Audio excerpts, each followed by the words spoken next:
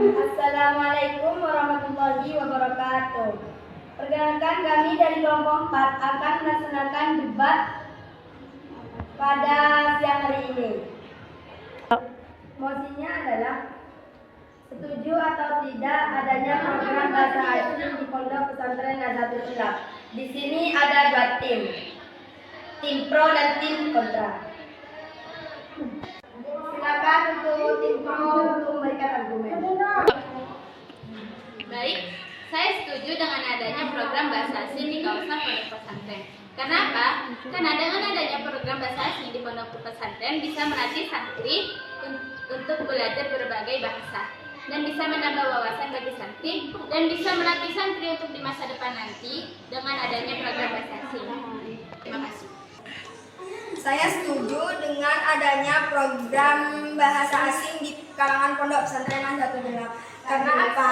Karena kita bisa menambah pengetahuan dalam berbagai bahasa kayak bahasa Prancis, Inggris, Korea, Jepang, Cina, dan lain sebagainya. Dan juga bahasa asing perlu di kehidupan masa depan kita. Contohnya ketika kita ingin menjadi dokter, menjadi apoteker, ataupun menjadi apalah, kita itu sangat butuh bahasa asing untuk mengetahui benda-benda atau obat-obatan di apoteker. Terima kasih. Baik, silakan tim kontra untuk memberikan argumen. Saya dari tim kontra tidak setuju. Karena kenapa? Karena menurut saya adanya program bahasa asing di kalangan pondok pesantren itu sangat membuat kita sebenarnya itu susah banget. Terutama buat yang susah untuk berbahasa gitu. Karena kan orang itu pakai bahasa daerah Indonesia atau apalah gitu. Mungkin pakai bahasa asing karena menurut mereka itu bercuma banget. Terima kasih. Silakan tim pro untuk menyanggah tim kontra. Saya dari tim pro ingin memberi sanggahan. Iya, menurut kalian percuma, tapi itu sebenarnya sangat bermanfaat bagi santri, apalagi untuk di masa depan. Dengan adanya program bahasa asing, kita bisa menerima pekerjaan di apa saja di masa depan, dan kita bisa membuktikan bahwa belajar Indonesia itu keren, belajar Indonesia itu bisa. Silakan tim kontra untuk menyanggah tim pro.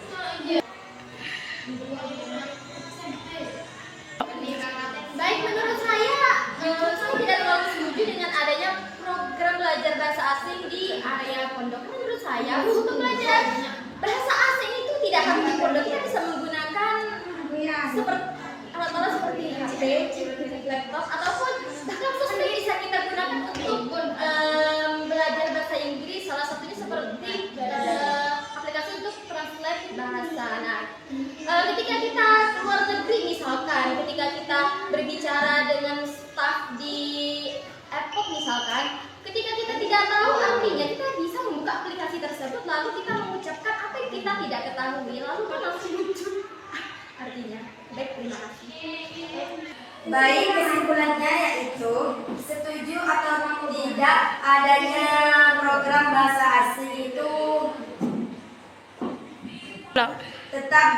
tetap kita gunakan untuk masa depan, apalagi itu bahasa Inggris itu lebih dibutuhkan.